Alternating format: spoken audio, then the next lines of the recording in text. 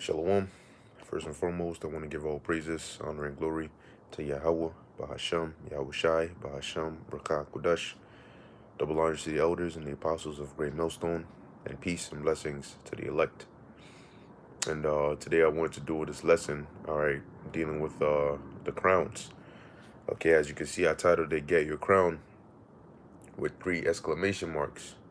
Okay, and through the Spirit, I have a couple of precepts here that I want to go through, all right, to edify, and exhort brothers, and sisters out there, but mainly the body, all right, of Yahweh Ba'Shem Yahushai, all right, as to the crown, okay, which is, one of the biggest ceremonies that you're not gonna want to miss, right? You're not gonna want to miss it because you're dead. Okay, so as we labor in this truth, of course we all go through certain things. You catch hell, you go through ups and downs. There's various different factors that make it harder, okay, in order to stay in this truth. Stay diligent, stay on fire. Stay this, down the third. But you also have factors that make it possible for you to do those things, okay? And those factors are the gifts that Yahweh Ba'Shem Yahushua has blessed us with.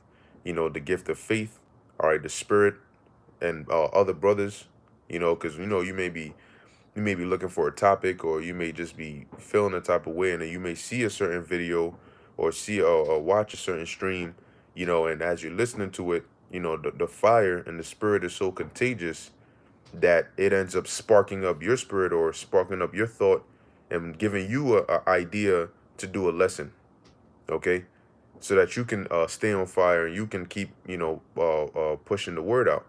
But at the end of the day, it's all so we can get that reward, so we can get our crowns, so we can get delivered out of here.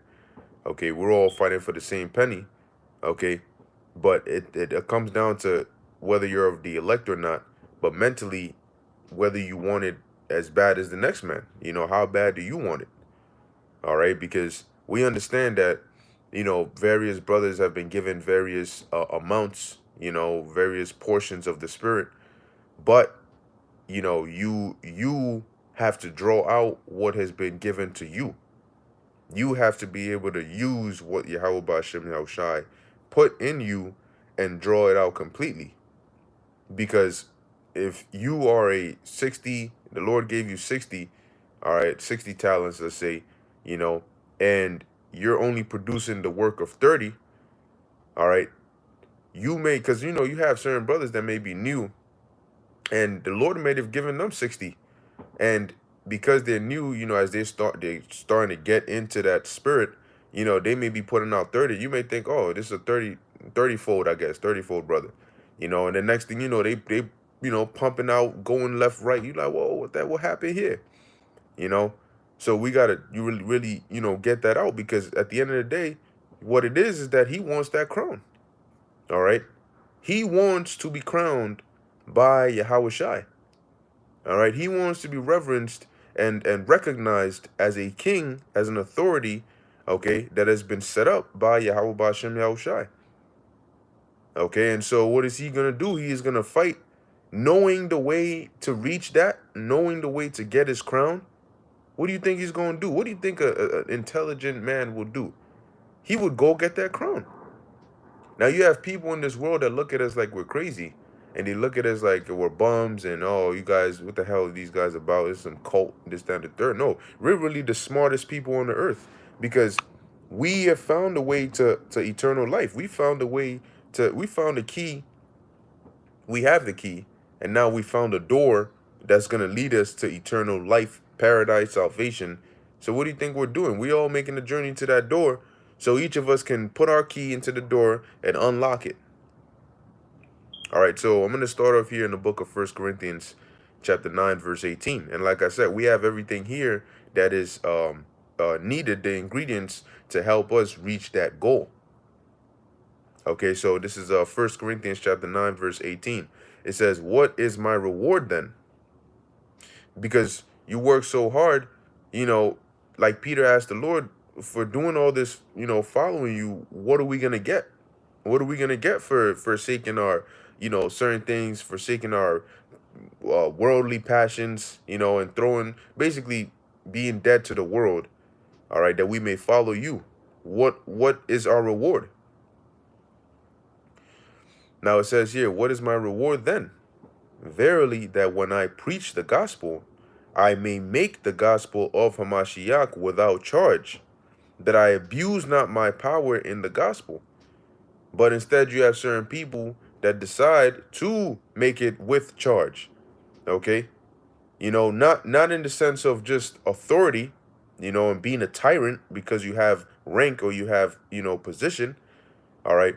But also being like you have the word in charge, but you also have people that are taking this truth to the point where they're selling it, or they're trying to use it as a launching platform, for merchandise, or for to be known.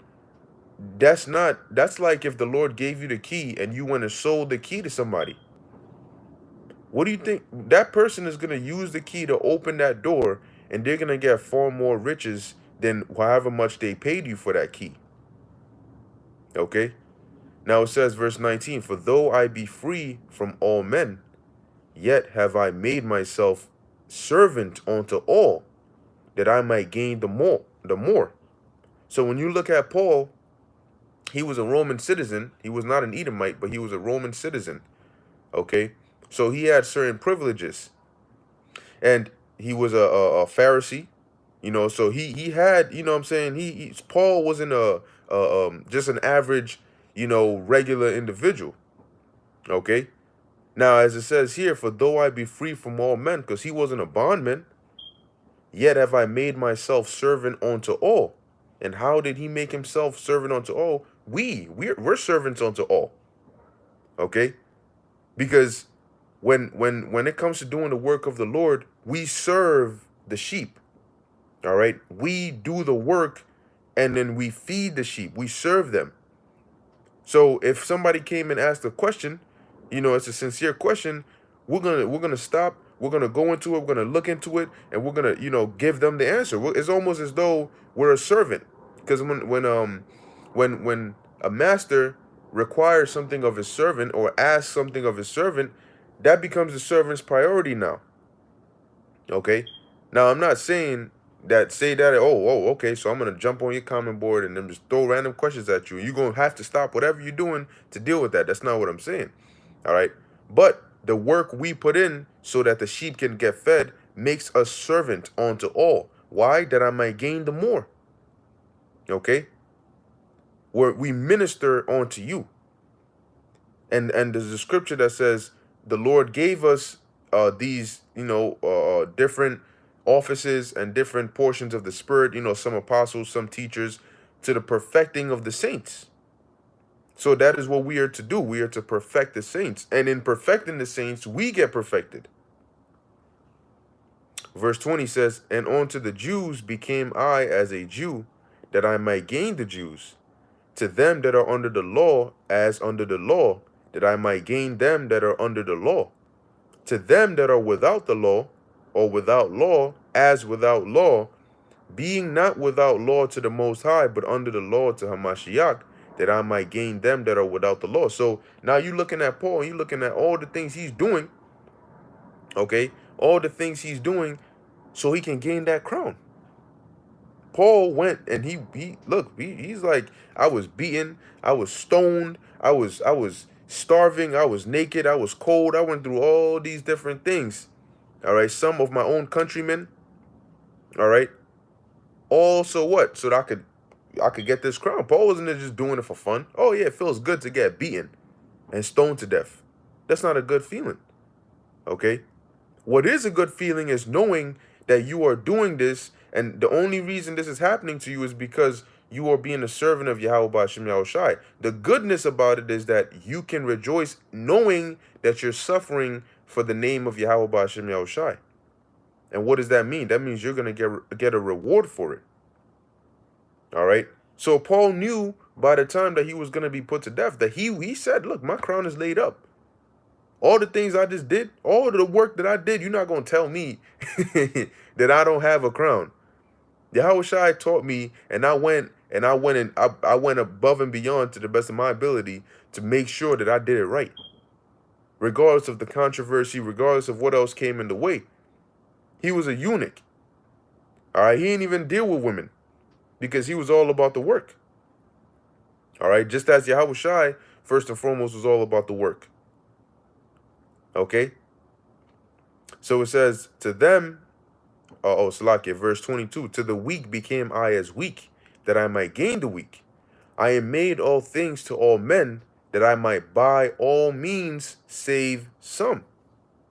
Okay, now keep in mind when you first come into the truth, as you're growing and you're learning, you're progressing. Now there's basics and common things that you gain the first 3 months, 6 months being in the truth. All right, that even if you're not studious, brother, over time you'll gain these things. But then you have those that are like, look, if this is the average pace, it may be for you, but it's not for me. And I'm not talking about people that come in and just want to rush through things and just jump one platform, jump here without building a foundation, because what's going to happen? You're going to get to a point where your foundation is weak. And though you may be this high, you may have jumped up high and know all these different things, you don't actually believe it because you were just learning it just to know. But you weren't learning it to understand, because believing comes through understanding. When you understand something, you can see why it makes sense to believe in it. So if you skip the foundational steps and you just jump straight to the top, now there's cases where the Most High will put you there. He'll just make you of such quick understanding, that you'll just, and there's certain spirits that are experienced. All right, you may have old spirits and they come back and then they just, because it's your lot. All right. But nonetheless, you got to have the attitude of, look, man, whatever it is I got to do. Paul was traveling, uh, uh, um, country to country, pretty much, location to location. All right, constantly just doing the work, constantly abounding in the work. And that's why he was able to do so much, because though outwardly he wasn't all, intimidating, inwardly he had that spirit. Okay, and that drive will take you. If the Lord sees that, man, remember, the Lord, Yahweh Ba'Shem Yahushai, is not looking at the outward vessel. He's not looking at the outward appearance. He's looking at what's within. And if he sees that fire within, he's going to take you. He's going to elevate you. He's going to, because what do? You don't put the bright light on the bottom and then the dim light on top. You put the dim light on the bottom and the bright light on top, because the bright light, the higher it is, the more it shines. So if you have, like how should I say, you're not going to put your light, a candlestick, under a bushel, because then it's not going to give light. Why do you think they place the light in the highest part of the room? Why don't they place light bulbs in the bottom corner somewhere? It's not going to be able to shine as bright as if it was up there. So when the Lord sees your fire burning and your light shining, what do you think he's going to do to you? He's going to elevate you so that your light can shine brighter. All right? So it starts from within. And guess what? The Lord had put it in Paul and the rest of the apostles in their spirit, to where as they grew, their light shined brighter. And the brighter their light shined, the higher they went, so that they could shine and show more people and give the light further and further. All right? And ultimately, we know that light is who? Yahweh Shai. Okay? So it says here, verse 23, and this I do for the gospel's sake, that I might be partaker thereof with you. Know ye not that they which run in a race run all, but one receiveth the prize? So run that ye may obtain. And every man that striveth for the mastery is temperate in all things. See, that's the mindset you got to have. You have to strive for the mastery. Remember, when you become a king, right, a man of the Lord, and you become a king, that's not just status. Oh, yo, I'm a king. Okay, all right, cool. No, a king is a job. You do things as a king. You got to know what to do. Okay? You have to be a master in it. If you're gonna be appointed by the Heavenly Father and His Son to do something, you have to be a master in that thing. Okay? So if you are appointed to be a prophet of Yahweh Ba'ashem Yahushai, you have to be a master in the scriptures. Okay? Because that is what's required of you. And you may not come in being or you know, being on a master level, though you may have the potential to be, but that's why you study, so that you can get to that level. The Lord has put everything within you, but it's locked. And the more you grow and study, the more it unlocks. Okay? So it says, every man that striveth for the mastery is temperate in all things. Meaning what? Self-controlled, disciplined. Why is that? So that you don't overindulge in one thing, all right, and lose focus in another. Because we all understand that in this life, we have things that we go through and we have things to do. We have responsibilities and things to take care of. You know, some brothers might have women, some brothers might not. But you may not have a woman, but you might have something else. So we all have things in our life, okay, that draw us here and there. But you have to be temperate. You have to be able to balance it out. Whether it's your job or school or it's your woman or your family or whatever the case may be, you have to balance it out like a meal on a plate. You know, when you balance out your meal, you put, you know, your vegetables on one side, your meat, so you know, you divide the plate up in a particular way. Well, guess what? In your life, when you divide it up, you have to give the biggest portion to the truth. You know, you may put half your plate with veggies, then the other half you cut that in half, and you put maybe the rice on the top, and then the meats on the bottom. Well, in your life, the truth got to be the veggies. It got to take up half the plate, and everything else you got to cram that in somewhere else. Okay, you got to plan that accordingly. All right. From something else to put in the necessary work for this truth.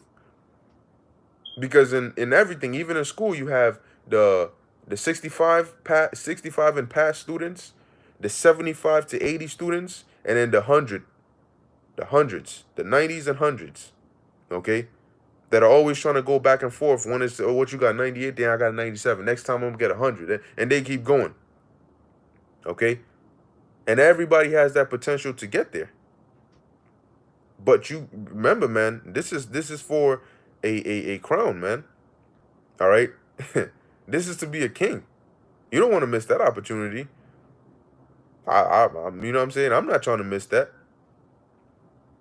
Okay, so as it says here, um, now they do it to obtain a corruptible crown, but we an incorruptible. So if you look at the amount of work that these people who are striving for the mastery in worldly things, whether it's musicians, you know, or basketball players, or boxers, or you know, athletes, or anybody in certain profession, artists, you know, not just musically, but you know, drawing and painting and all of these things. They constantly put in work. You know, they're spending hours on top of hours, and when you look at different professions, it's those that are. It's almost as though they're obsessed with their profession. They're consumed in it. You know, and they desire that achievement. They desire hitting a level that others haven't reached. They want to keep growing. It's them that you see growing. All right, they're the ones you see as the all-stars. Okay, you don't just become an all-star just by doing nothing. But even them, you see how hard they go, and they do it to obtain a corruptible crown. So if we are trying to obtain an incorruptible crown, one that's going to be eternal, shouldn't we go that much harder? If they can put in that much work for their profession, and theirs is less than ours, then we got to put in even more work. But it starts with the mind, okay? And you know what I'm saying? You only be able to do it if you're passionate, if you want to do it. Let's put it like that. If you actually want to do it, that's when you'll be able to do it. If not, you're not going to be able to do it, because you're going to be trying to push this truth for an alternative reason, and the truth can only be pushed truly from true passion and sincerity. So you're like, man, you know what I'm saying? I wanna do this because I see this brother doing this. You know what's gonna happen? The more you do it, the more frustrated you get. Cause you're like, damn, man, I keep chasing and chasing, but I'm not catching. You know, what the hell is it? Because it's within you. You want to do it. All right. When you get hungry, you don't get angry or disgusted or mad that you gotta eat. That's the only thing you're thinking about, right?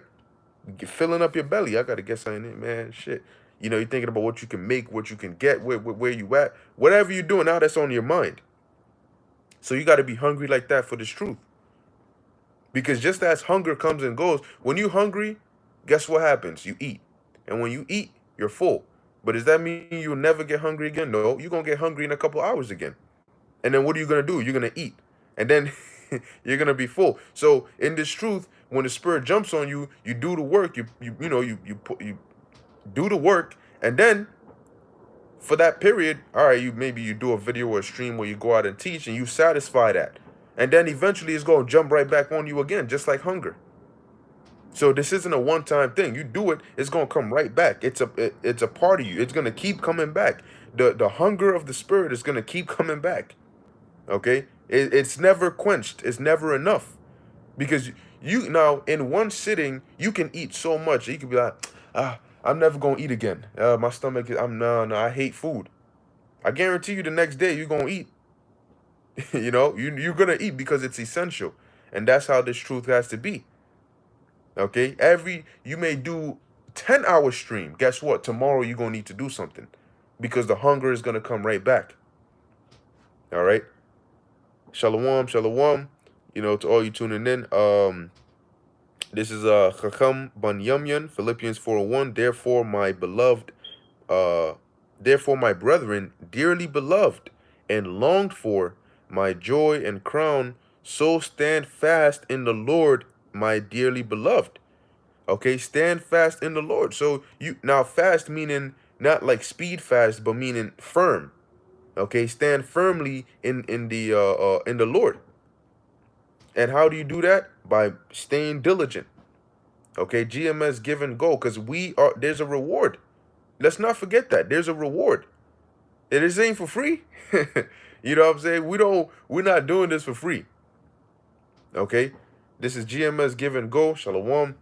This is 2 Timothy 2 and 4. Oh, Slakia. 2 Timothy 4 and 8. It says, henceforth there is laid. There we go. Henceforth there is laid up for me a crown of righteousness, which the Lord, the righteous judge, shall give me at that day, and not to me only, but unto all them also that love his appearing. Now, think about it. Why would you love the appearing of the Lord? Because if you've been doing the work of the Lord, you're waiting. For example, you get paid on Fridays. Guess what? You're going to love the appearing of a Friday.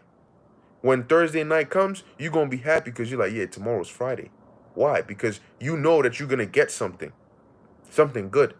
Especially if you worked overtime. You work overtime during that week, you get the time and a half and all this extra pay. You're excited for payday. You're looking forward. You're happy at the appearing of payday because what? You know that something good is coming to you. So when you do this work and you do it right, you're anxious, you're excited to see how shall I come back, because in your mind you're like, look, like Paul said, there's a crown laid up for me. So I'm excited because I want to get my crown.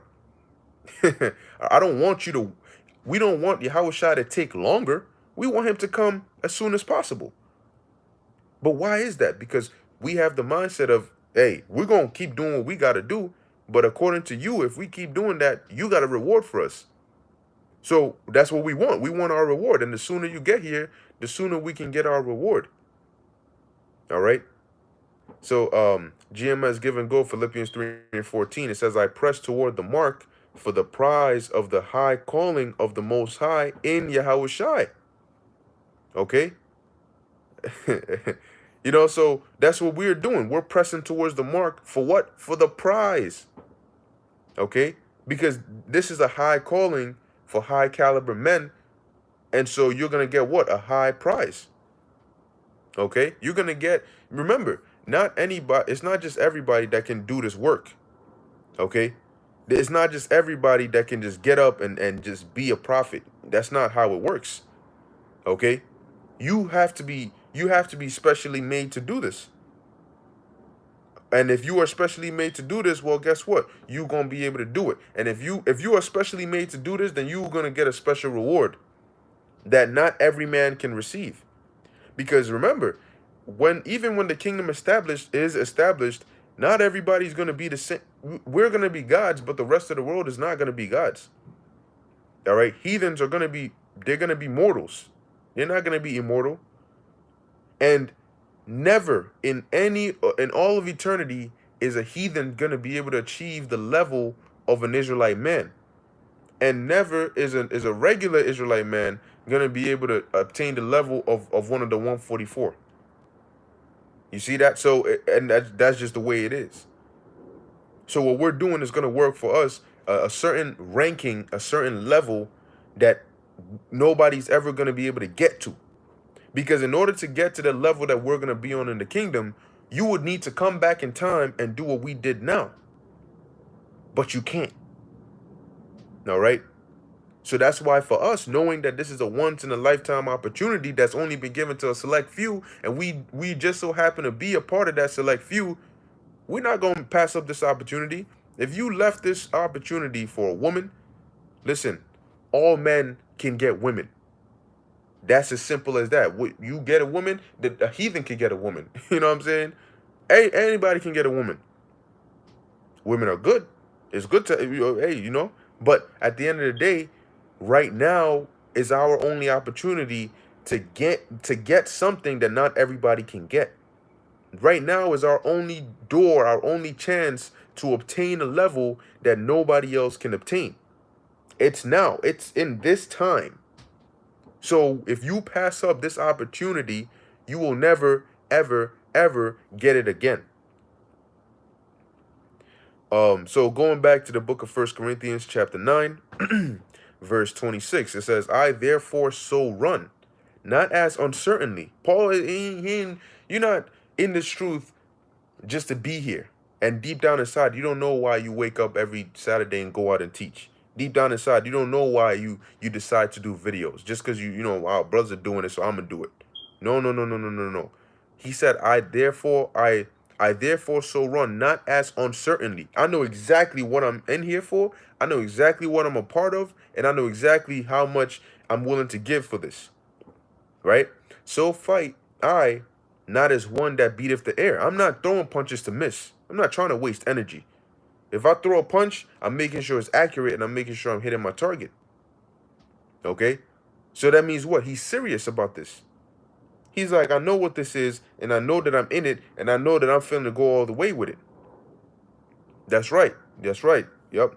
The brother Ayash, GMS Give and Go, as an Israelite man, we should be obsessed with rulership. Yes, we should.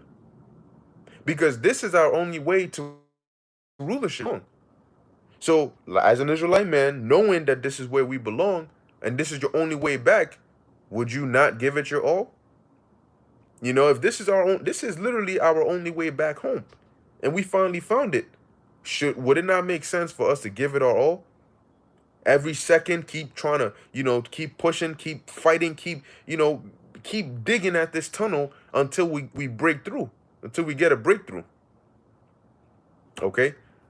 Verse 27, it says, but I keep under my body and bring it into subjection, lest that by any means, when I have preached to others, I myself should be a castaway.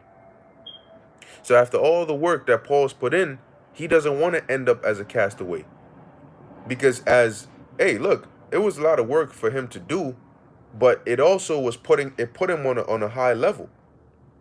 Now, if you lose focus and you start getting deterred because of the level that, look, man, the more you do the work, you will be known. All right, you'll be known because anybody that is diligent in their field is known. Okay, that's why these famous people are known, because they're diligent in their field, in their profession. So if you're diligent, you'll be known. But if you let that get to your head and I'm known, so now I can stop here, then you're not gonna continue to grow. And one thing about this truth is, people don't stay still for you. The truth does not stay still for you. If you stop, there's no such thing as pausing in the truth. All right, I'm gonna put it as clearly as I can. There's no such thing as pausing in the truth, because the second you pause, you start to go backwards. And you might not literally be going backwards, but everybody else is going forward. And so in essence, you're going backwards. The second you stop, if you're ahead of the curve, or you're ahead of people, guess what? The second you stop running, you start falling back. They start catching up, and they start passing you, because there's the truth does not wait for anybody. All right. Brothers are not waiting for people. Everybody's fighting. Everybody's getting up. Everybody's chasing their salvation. Everybody's running, running, running. You know what I'm saying? If you fall, we're going to tell you, yo, get up. But we're not stopping. All right. So everybody's going. It's constantly progressive. You know, brothers are growing. Brothers are fighting. Brothers are on fire.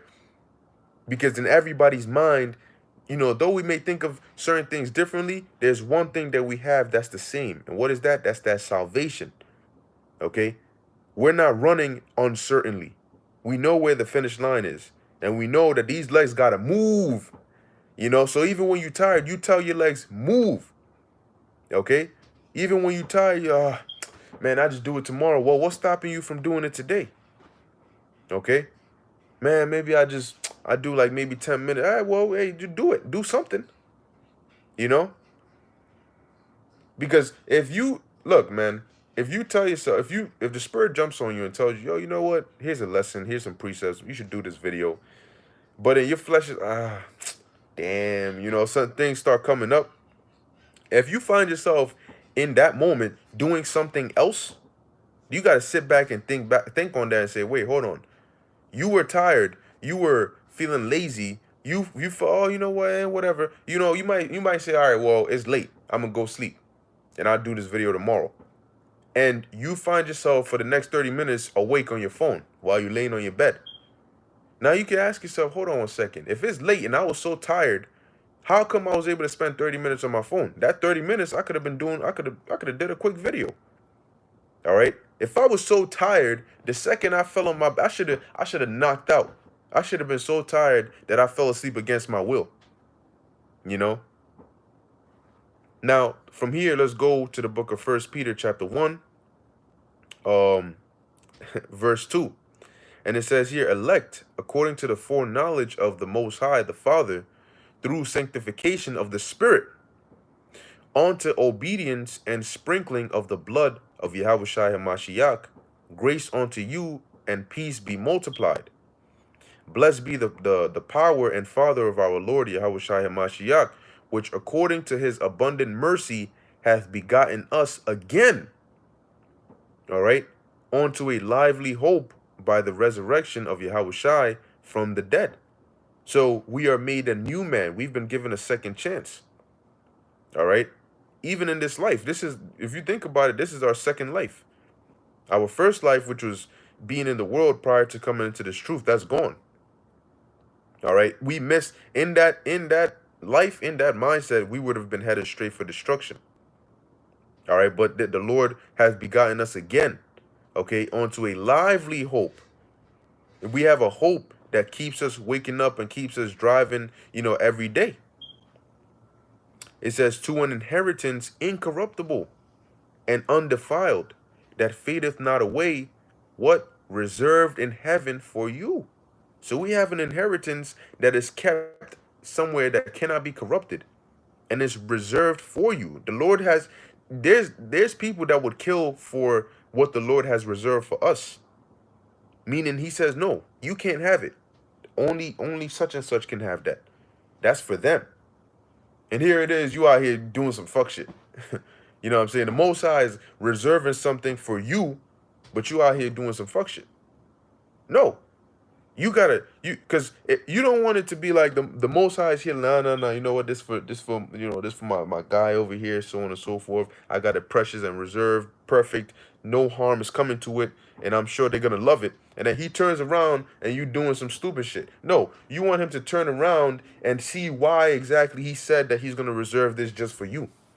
Because of that, you know, you want the Most High to feel like, yeah, that is why I bless him. That is why I protect him. That is why I gave him that position, or I gave him the spirit that I gave him, because of that. You see that? You want the Most High, you want the Most High to talk about you like he spoke about Job, and even better. You know, that right there. You may look, man. You may not be the deepest brother. You may not be the most powerful speaker. You may not be the most eloquent. But if you have the fire in you to constantly, whatever portion you've been given, you give it your all. You may be doing two, 3 videos a week, because that is the portion the Most High is giving you. Guess what? Even if brothers don't look at you as diligent, the Most High sees you and he's like, look, I know that the reason, if I gave him 60 talents, he would be doing that. If I gave him 100, he would be doing that. But I gave him 30, and guess what? He's doing that. This is that individual right there, man. Yo, make sure no harm comes to him. All right? Make sure he's protected. Anything he needs, give it to him. You know why I say that? Because I know that he's not going to ask for something stupid. Because I know where his mind is at. I know what his goal is. I know he's going to pray for more faith. I know he's going to pray to be more diligent, because he's focused, he's locked, and he's set in on one thing. And that's what he's chasing. And hell yeah, I'm happy. So when he prays, guess what? That gets priority. You know why? Because he puts my work as priority. He doesn't let anything come in between my work and him completing that. So when he asks for something, yeah, I'll be quick to answer that prayer. Because when I ask for something, he's quick to get it done. And he doesn't just do it, however, he does it right. So don't worry, I'm going to bless you. So now on earth, you look at certain people like, damn, man, it's like, yo, he's doing this. Guess what? In his mind, he's like, look, I'm not doing enough. That's why I keep praying for more. I keep praying to keep doing more, because I'm not doing enough. And what does that mindset do? It keeps him hungry. It keeps him fighting. It keeps him clawing and clawing and doing whatever he has to do to get his salvation. So let's keep going. This is 1 Peter chapter 1, verse 5.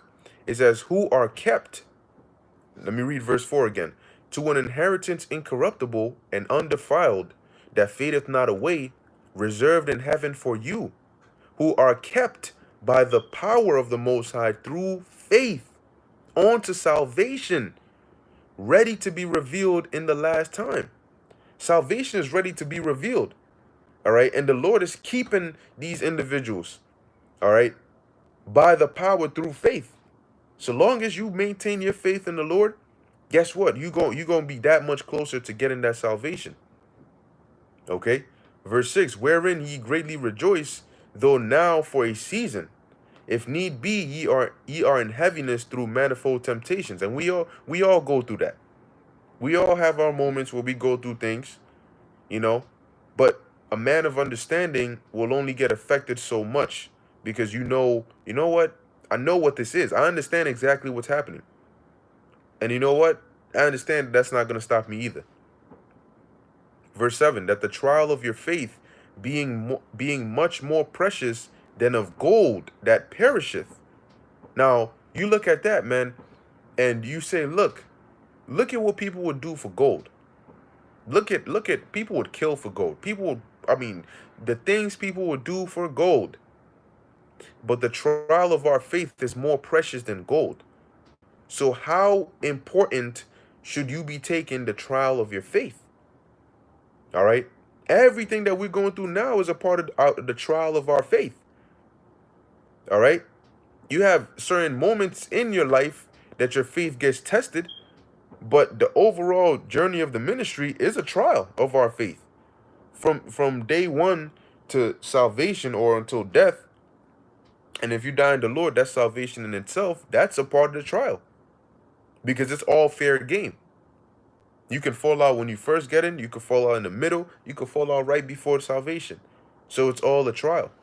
And the ultimate trial is coming with that digital all. All right? And then you're going to see, because, hey, then you have some people might be able to pump out 20,000 videos, but they might end up breaking, because their faith is weak. The scriptures say that if you faint in the day of adversity, thy strength is small. All right. So hey man, look, you diligent, but you gotta have faith as well. You know, you got to be diligent through faith, and if you're diligent through faith, you'll be able to make it in these times. Remember, if the Lord is pleased with your works, do you? Let me put it like this: if you were to, if you had maybe like a couple of sneakers, right? A couple of sneakers that you got, you know, and you have your favorite, you have the ones that are perfect, but then you have those sneakers that every time you wear it for maybe an hour or two, your feet starts hurting. You know, like your pinky toe, it starts to hurt a lot and all that. And it comes time to maybe give away or sell one of those sneakers. Do you think you're gonna sell the sneaker that you love the most, your favorite pair, the one that is perfect, if it's comfortable, it looks good? I mean, you could wear it with any match of your clothes. You think that's gonna be the one you thinking in your head? Oh, you know what? Maybe I'll give this one away. No. All right. The one you're gonna give away is the one that hurts your toe, the one that I could do without it. You know, that's the one you're gonna give away. So when the hour of temptation comes, the Lord is gonna keep those that are best for him. He's gonna keep those that are an asset to his business, those that he wants. The Lord is not gonna keep somebody that he doesn't want over somebody that he wants. Just like you're not gonna throw away your finest sneakers over sneakers that when you wear it makes your toes hurt. So the Lord is gonna keep that man who he has reserved. Does it make sense for the Lord to reserve a reward for you, but then to destroy you so you don't get to the reward? So why would he go through the work of reserving? The reserve means to keep it only for you. He's had it set so nothing and nobody can touch it but you. But yet he's gonna destroy you so you can't touch it. If that was the case, he would have reserved shit for you. What he would have reserved for you is destruction. All right. So it says here, verse 6, wherein ye greatly rejoice, though now for a season, if need. Oh, Salaki, I read that. Verse 7, that the trial of your faith being much more precious than of fine or than of gold that perisheth, though it be tried with fire. And what is that fire? The fire, remember the scriptures talk about you're gonna have the physical fire for the 2/3 and the wicked, all right, and you're gonna have the spiritual fire, which is the hell that we catch that purifies us. All right. So right now we're going through the spiritual fire, the furnace of adversity. All right. So it says, though it be tried with fire, might be found unto praise and honor and glory at the appearing of Yahweh Shai. And what's an example of that? The book of Second Ezra, the second chapter, right around the 40th verse on down. That was an example because what did Ezra say? He said, then began I to commend those that stood so stiffly for the name of the Lord, because they were tried with fire, and their faith was found unto praise and honor and glory. Man, look, man, I'll tell you this. You want when Yahweh Shai is coming back, even though you don't know, but in you want in his mind for him to know, to be glad to beam you up. All right. You want to be you don't want to, you look, man, even you don't want to be one of those like, hey man, whatever, come up here. No. You want to be one of those that he's like, yo, make sure make sure you get his ass. You know what I'm saying? If even the slightest sense of danger comes towards him, that's your ass. All right. That's what you want to be. You want Yahweh Shai to be glad to see you. All right. And I know, hey, look, we all working our righteousness as filthy rags, but guess what? We still brothers of the Lord, and the Lord loves us. All right. So you want to be, look, man, you want to be one of those that he's heard of. I heard about you, man. You know, I heard about you. I know who you are. You know, because I was up there, and every time the spirit goes down, I know you one of the individuals that it's coming to. Because every time the reports come back, I know you one of the names that I'm always hearing. So don't worry, I know who you are. And I'm glad and excited to beam you up and to put a crown on your head. You know, I'm happy to put a crown on your head. I want to put a crown on your head. I want to tell you, well done, my good and faithful servant. You've served me well. You've served me to my pleasing. That's what you want. And you only get one chance to do it. We only get one chance to impress the Lord, man. To please the Lord. All right? And so that chance is now. Verse 8, it says, whom having not seen ye love, in whom though now ye see him not, yet believing ye rejoice with joy unspeakable and full of glory. So we haven't seen the Lord, but we love him. You know what I'm saying? We believe in him, and every time we think about this, guess what? We get excited. You know, we get on fire. You get motivated to put in more work. Now, you know how you have certain stories, right, where you have a individual and he's like, maybe he's dealing with a chick, and he's like, you know what, if this will make you happy, then I'll do it for you, you know, because I love you, I'll do it because it'll make you happy. Well, guess what? If you love the Lord, then you'll do what makes him happy. So how do you show the Lord that you love him? Well, what makes the Lord happy? Feeding his sheep, being diligent, teaching. That's the number, in terms of instructions on what to do. That's the number one thing the Lord asks for. Teach, edify, do the work. That's what the Lord wants. He wants people to teach his word, and he wants you to constantly teach his word. That's what makes him happy. So if you say you love the Lord, then what are you going to do? You're going to do what makes the Lord happy. And sometimes you need to sacrifice what'll, you know what I'm saying, something you might have wanted to do to make the Lord happy. All right? But if you are so invested in if it makes you happy to make the Lord happy, you're in a win-win situation. Because you're going to be happy to do what's making the Lord happy.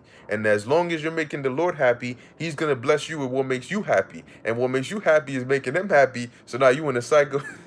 You know what I'm saying? You want to desire to do the work of the Lord. That's your safest bet. And if you desire to do the work of the Lord, nobody hates doing something that they desire to do. All right? And if doing the work is what you desire to do, then you pretty much don't have any limits, because you're constantly, every day you wake up, you're going to want to do what you want to do. And what you want to do is the work. So guess what? There you go. All right. It says here, it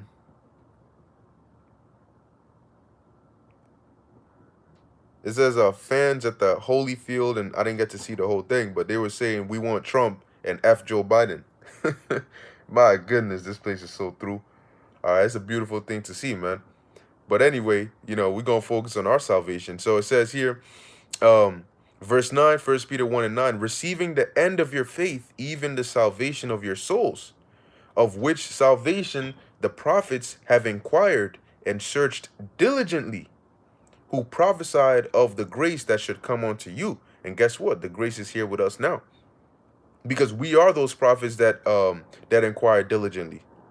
And we're back again now. It says, searching what manner of time the spirit of Hamashiach, which was in them, did signify, when it testified beforehand the sufferings of Yahushai and the glory that should follow. Okay, so that's when you had these various different scriptures, these various prophets that got visions about Yahushai. All right, Isaiah, you know, even King David. All right, in the book of Psalms. And guess what? They came back again during his time, obviously not remembering that it was them back then. All right, but they came back again to receive the things they received during Yahweh's time, and they're back again now to receive the things that they are due to receive in this time. Verse 12, unto whom it was revealed that not unto themselves, but unto us they did minister the things which are now reported unto you. Now it's spiritual because it wasn't unto themselves, but really it was unto themselves because we are them. All right. So it says, unto whom it was revealed that not unto themselves. So Daniel or Isaiah or Jeremiah might not have understood some of the things that they were shown back then, but guess what? In the future, they understood those things or understand those things. Though not as Jeremiah, but it's still the same spirit. It says, but unto us they did minister the things which are now reported unto you by them that have preached the gospel unto you with the Holy Spirit sent down from heaven, which things the angels desire to look into. So guess what? Even the angels get mad when they see somebody playing around, when they see people who claim to be in this truth, but they're teaching bugged out philosophies and this, that, and the third. They get mad. Angels get pissed off because they're like, look at this guy. You don't even understand the magnitude of what you know or what you've been given, and look at the stupid shit you're doing. Worried about vanity. Verse 13. Now we may have somewhat of an understanding of what this is about, but we don't have the full, like, we don't truly know what the fullness of this is. So when we do, we're going to be in such astonishment that if had we known these things back then. But there's a reason the Lord has it to where we don't there's certain things we don't know. We know enough to gain salvation, but past that, the Lord has had it to where we don't know. But we will find out. Verse 13, it says, wherefore gird up the loins of your mind. All right, now when you girt your loins, all right, that's like buckling up. Okay, getting ready, being on point, so you can be mobile, so you can be ready without any hindrances. So when you gird up the loins of your mind, that means that you're making things fast up here. All right, you're fastening up your thoughts, you're putting away mortal thoughts. All right. It says, be sober and hope to the end for the grace that is to be brought unto you at the revelation of Yahushai.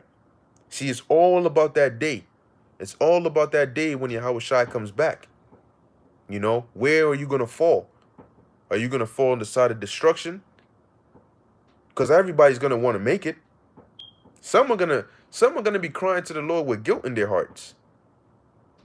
Crying and hoping that the Lord has mercy on them, but they're like, man, do I really? You know what I'm saying? Like, verse 14, it says, as obedient children, not fashioning yourselves according to the former lusts of your ignorance. So as obedient children coming into this truth, the former lusts that were wicked because we didn't have a sense of direction, we committed those out of ignorance. All right, when lust does not mean just women, lusting after women, because lust is just having that strong desire. So you can lust after many different things. These are like your desires, all right? Things we lusted after, okay, out of ignorance. So, we didn't even know what we were doing was wrong, that we had wrong lusts. But now coming into this truth, we have renewed our minds and conformed to the spirit of Yahweh Ba'ashem Yahushai. So now we have righteous lusts. Okay. Verse 15, but as he which hath called you is holy, so be ye holy in all manner of conversation. Okay, now let's just, there you go. When you look up the word conversation in the Greek is anastrophe, which means manner of life. So, but as he which hath called you is holy, so we know Yahweh is holy, and we know Yahushai is holy. So, being that we are now coming into in the body of Yahweh Ba'ashem Yahushai, the body of Yahushai, so be ye holy. So we have to be holy, separate, sanctified in all manner of conversation. So in all manner of our life, we have to be holy. That means we have to do things that this world doesn't do, but don't do things that this world does. Verse 16, because it is written, be ye holy, for I am holy. Because you can't serve the Lord without being on the same mindset. Because what did Yahushua say in his prayer? That what? That they may be one, even as you and I are one. So just like the Lord and his Father are one, we are also one. But if they're holy and we're unholy, we can't be one. Verse 17, and if ye call on the Father, who without respect of persons judgeth according to every man's work, pass the time of your sojourning here in fear. You hear that? If you call upon Yahweh, he's not a respecter of persons, meaning he doesn't care who you are. He's going to judge you according to your work. If you're doing wicked works, you're going to be judged according to that. If you're doing righteous works, you're going to be judged according to that.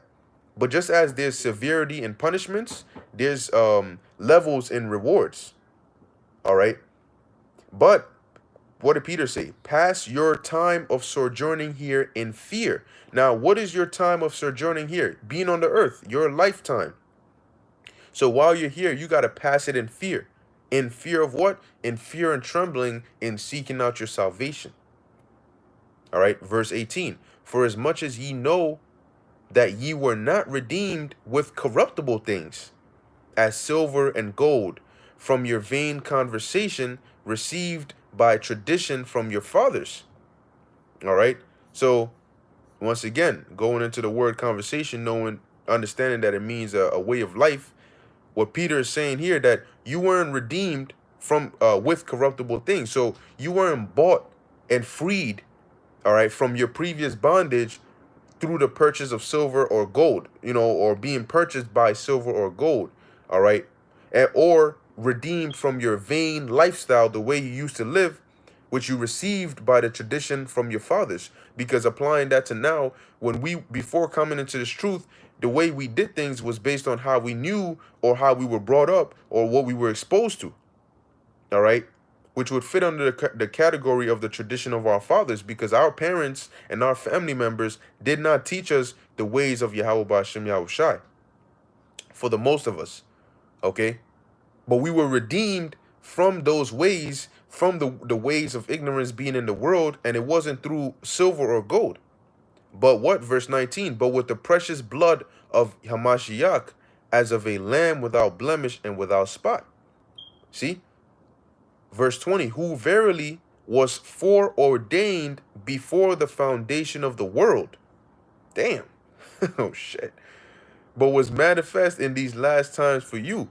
So our Yahushua goes, the spirit of Yahushua goes back to pre the world. You know what I'm saying? He was there before, he was created before the world was created, before the foundation of the world. All right. But the Lord manifested him in these last days, in these last times for us. What shows you the last days began like 2,000 years ago. And now we're in the latter of the last days. Verse 21, who by him do believe in God, that raised him up from the dead and gave him glory, that your faith and hope might be in the Most High. Because now we say, look, if the Most High can do this, now Peter and the rest of the apostles, they actually witnessed it. And we witness it through their words because we believe it. So seeing those things, what does that do? That puts our faith in, or increases our faith and hope in the Most High. Because if the Most High can do this, if he can raise people from the dead and he can perform all these miracles on our behalf, why wouldn't he do it now? That means that we have hope in the Most High that he can do it again. Verse 22, seeing ye have purified your souls in obeying the truth through the Spirit. All right. Seeing ye have purified your souls in obeying the truth. So when you obey this truth and you follow the ways of the Lord via what you're being taught by the men of the Lord, your soul gets purified by obeying the truth through the Spirit unto unfeigned love of the brethren. See that ye love one another with a pure heart fervently, being born again, not of corruptible seed. So when becoming a new man, we didn't become a new man off of corruptible seed, right? It says, but of incorruptible, by the word of the Most High, which liveth and abideth forever. Because remember, there's a parable that likens this truth onto a sower, who, the certain seeds, some fell on good ground, some fell on the stony places, some fell in thorns. So the word of the Lord can be likened onto a seed, but not a corruptible seed, not like your like a man's genes or his sperm. Okay, but we were born again not through that, but through the spiritual seed of Yahweh Ba'ashem Yahushai, which was planted into our minds. Okay, because that liveth and abideth forever. The corruptible seed doesn't, because you're born, you grow, and you die. But in this truth, it stays with you for all eternity. Guess what? Those individuals that had the truth, that followed Yahweh Ba'ashem Yahushai back during the time of Adam, and even the spirits that were created to be the elect from the beginning, guess what? They got the truth up until now. And they'll always have the truth. So regardless of, even death cannot separate you from the truth. It'll come right back to you. All right? It says, verse 24, for all flesh is as grass, and all the glory of man as the flower of grass. The grass withereth, and the flower thereof falleth away. But the word of the Lord endureth forever. And this is the word which by the gospel is preached unto you. So we're preaching unto you an everlasting gospel. Something that will be with you for all eternity. You come into this world alone and you leave alone. But the truth, once it becomes a part of you, guess what? It stays with you. So you may leave with just a spirit, but in your, guess what? Your spirit does not have gold chains on. Your spirit does not have, your woman can't leave with you. If you die, your woman can't come with you. Okay, unless she dies as well. So there's nothing you can take from this world with you, from this world into the spirit world, except for this truth. That's the only thing. Think about it. That's the only thing that you keep is this truth. Is in your spirit, because even your name you forget when you come back again on the earth. But if your spirit has the truth in it, it doesn't matter what you forget, what you don't know, the way you behave will be the same because of the Holy Spirit, because of the word of the Lord. So those that were sealed when Yahushua came, guess what? They've been sealed all the way up until now. And that's why, guess what? Now we have to activate the spirit within the elect because it's already within them. We just need to activate it. We don't have to seal them again, because since they were sealed back then, it's that seal stayed with them. All right, through generations.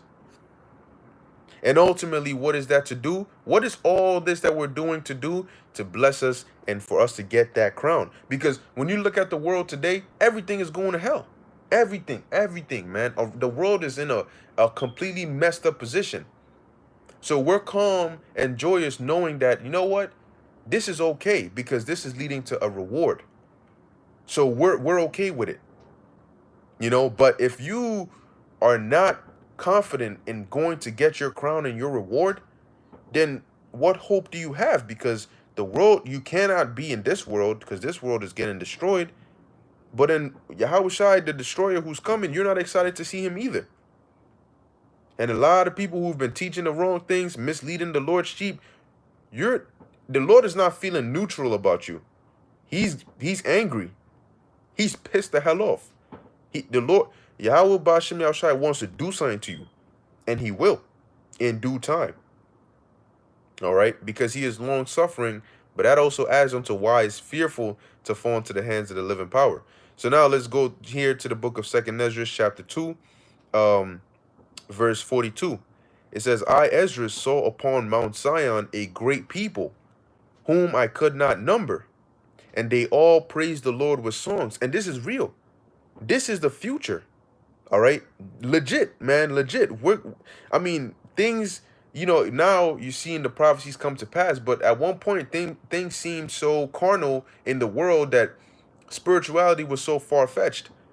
But now you can see blatantly before your eyes that we're crossing back into that supernatural, you know, heavily spiritual upon the earth again. All right, verse 43. And in the midst of them, because when you read these scriptures, don't read it just to, all right, I know the breakdown. You have to believe what it's saying. What Ezra saw is real, and we're about to live it. All right, verse 43. And in the midst of them, there was a young man of a high stature, taller than all the rest. And upon every one of their heads, he set crowns.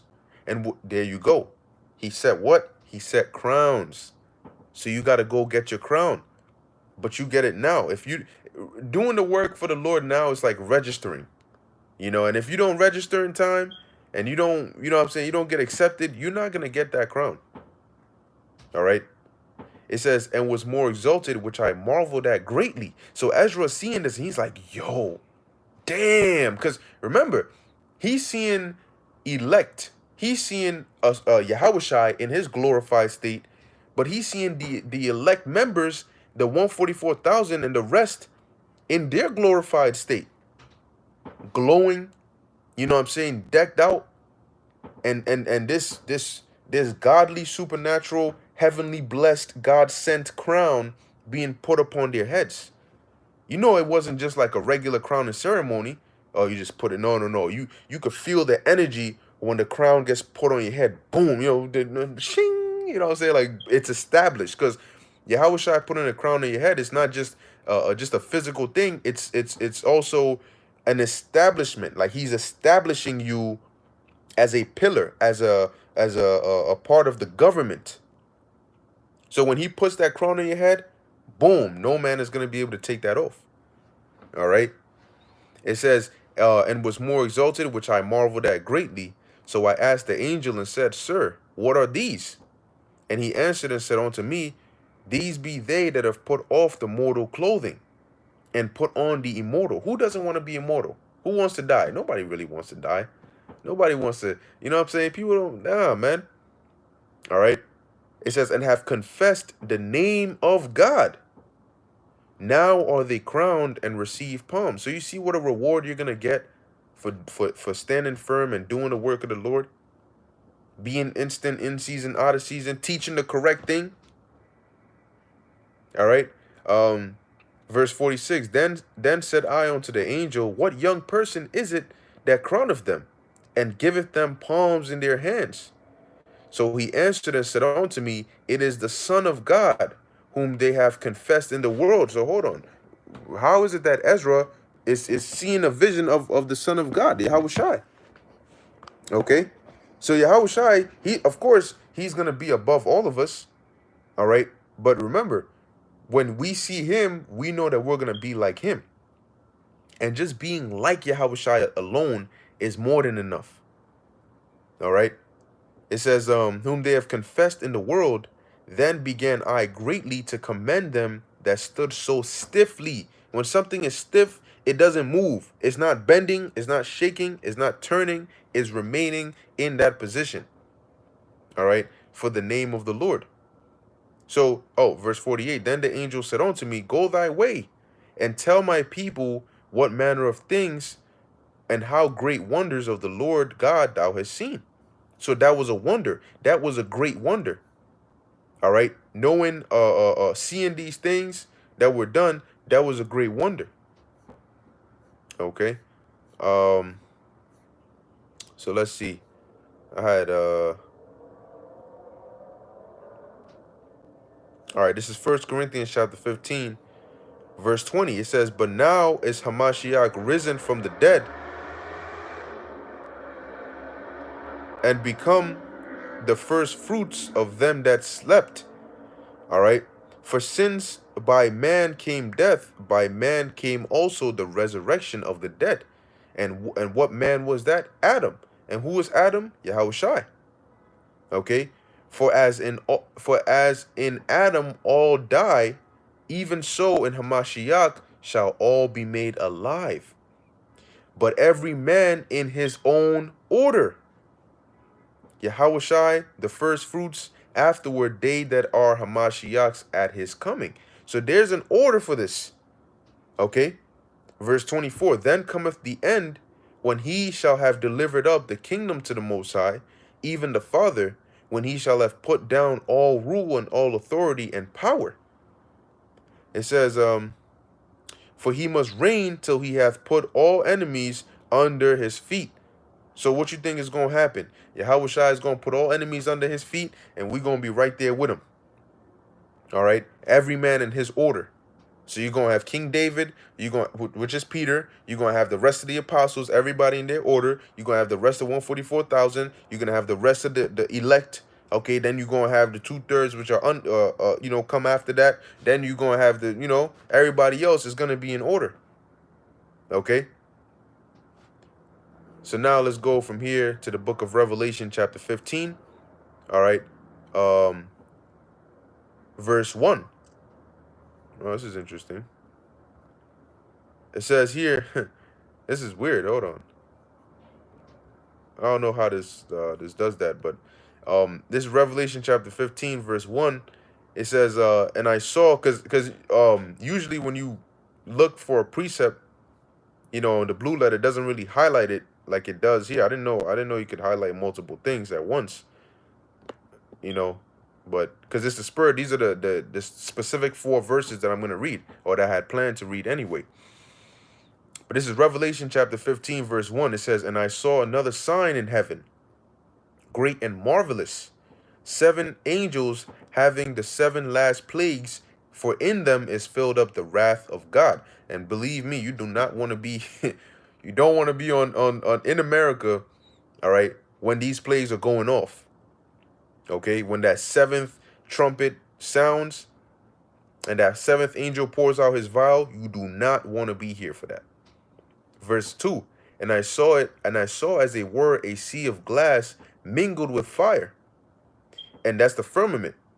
Okay, and them that had gotten the victory over the beast, and over his image, and over his mark, and over the number of his name, stand on the sea of glass, having the harps of God. And you know who those are? Those are the elect who believed that they could overcome the beast through Yahweh Ba'ashem Yahushai.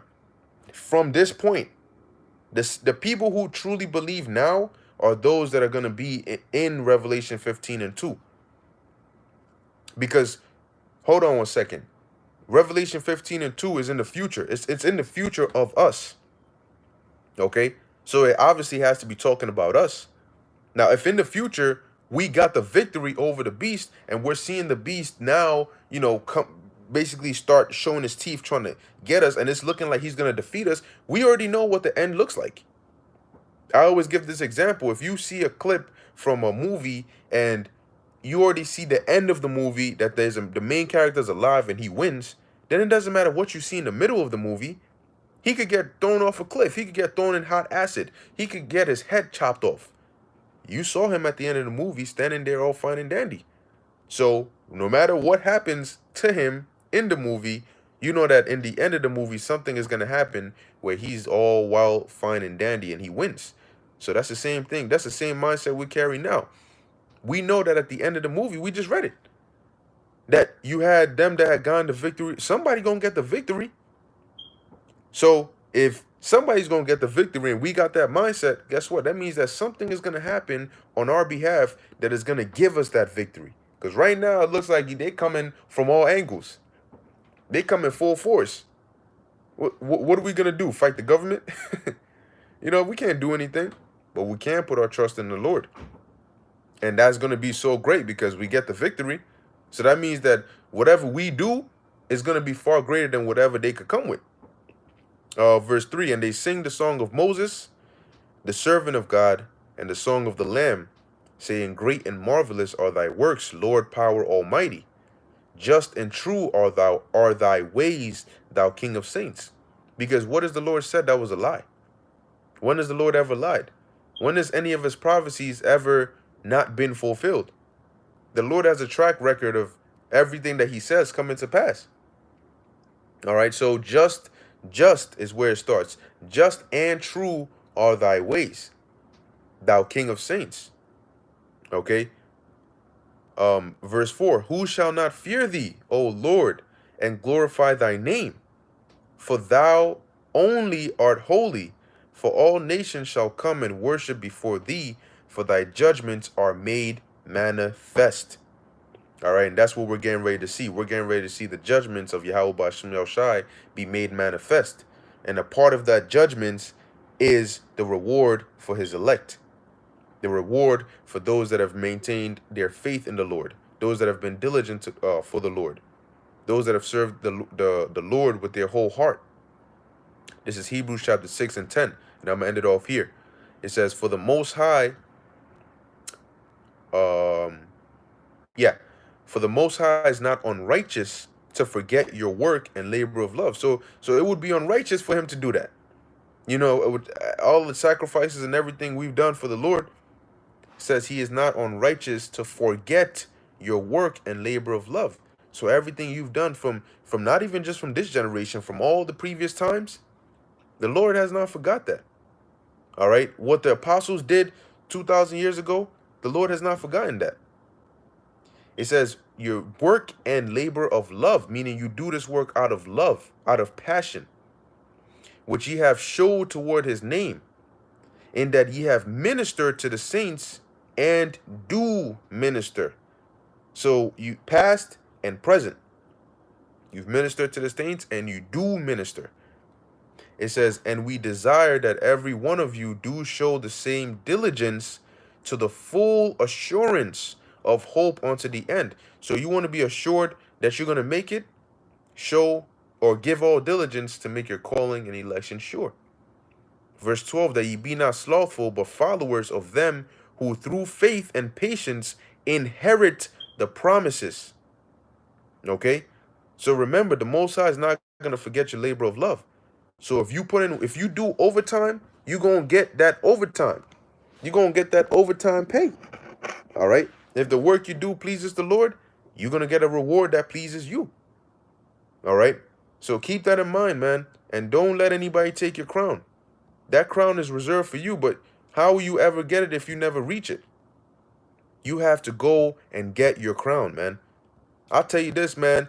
I pray that the Lord keeps the spirit on us, all right, the sincere brothers, the elders, and all of us, that we make it onto the end. You know, and that he gives us that spirit to just constantly, you know, just desire the work of the Lord. But I don't have any plans of not getting that crown. You know, I speak as a man, but to the best of my ability, I know what we have to do, so I'm gonna do what it takes. You know, because there's no other way. I don't have thoughts of plan B's. There's no plan B. Plan A is plan A, and plan B is to make plan A work, and plan A is to get salvation. So we cannot leave any room to mess up, because if plan A doesn't work for you, man, there's no other plan that's gonna work. So while you have the opportunity now, put in that work. And as things get harder and they bring these mandates and they get more draconian, F them, man. To hell with them. Who cares about them? This old ass nigga Biden ain't gonna do shit, man. All right, he finna drop dead anyway. What the hell is he gonna do? He comes and he spews a couple of words and people are already afraid. What the hell are you afraid of? They come and they say some bullshit and people already scared. Oh my God, they said we're gonna lose our job. Who the hell? Why the hell are you scared of them? Do you not look at our power drowned the whole earth, man. He drowned the whole planet and saved only 8 people. And you worried about some old ass dude who doesn't even know how to speak right, coming and declaring some mandates. Well, our patience is running thin. Who the hell are you? Why the hell? Oh my gosh, your patience is running thin. Oh shit, you gonna put us to death? Oh my gosh, we're so scared of death because our God can't bring us back to life, right? The hell you afraid of, man? The Most High is the one who determines who gets touched and who doesn't. The Lord determines who dies and who doesn't. Not this devil. He's just talking for show. Now he can mandate whatever the hell he wants to mandate, but you can't touch the Lord's elect because the Lord says you ain't gonna touch him. So you know what I'm saying? Let them come with what they're gonna come with, man. But you're gonna be fine if you believe these words. If you believe the Lord is in control, you'll be perfectly fine. But if you're afraid of them because you're looking in the flesh and you're thinking in the flesh, that's when you're going to be messed up. All right? But these devils ain't have no power, man. Why do you think Yahushua reacted the way he did to Pilate? Why do you think he wasn't, you said you could set me free? Because these niggas are bugging. I didn't do anything. No. He was like, nigga, look, man, whatever's going to happen is going to happen because the Most High said it to happen. Whether I speak to you or whether I don't speak to you, it's not good. You can't do anything. Don't you understand that? The Most High said it that I have to die. And I have to die in this way. So it doesn't matter what the hell you think you can do. You can't do anything. And it's the same thing now. The Most High has it to where we gonna get salvation. So it doesn't matter what the hell you think you can do. You can't do anything. All of the world's government can come against us. Because the majority of them are gonna come against us. That's the beast. And even with the whole world against us, guess what? We still gonna get that victory, you know. So F these devils, man. We got this, all right. But hey, stay on fire, man. Keep pushing, stay in the spirit. As the Day of Atonement is coming up, and this 7th month is looking like a heavy month, as well as the ones to come. All right. So pray to Yahweh Ba'Shem Yahushai for mercy and for faith and for a strong spirit to be able to make it in these days ahead. All right, so with that, Yahweh Ba'Hashem Yahushai Barakatham to you all. I want to give all praises, honor, and glory to Yahweh Ba'Hashem Yahushai Ba'Hashem Rachak Wadash. Until next time, Shalom.